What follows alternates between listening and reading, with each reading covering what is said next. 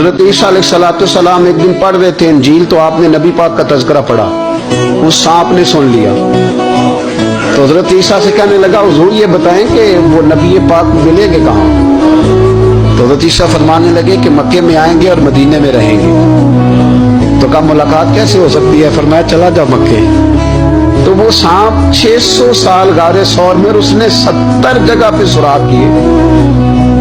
कितने साल बैठा रहा?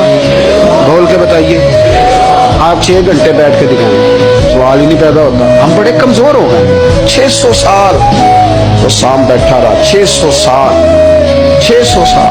और 70 उसने सुराख किए गारे सौर में, लेकिन वो भी आशिक था ना।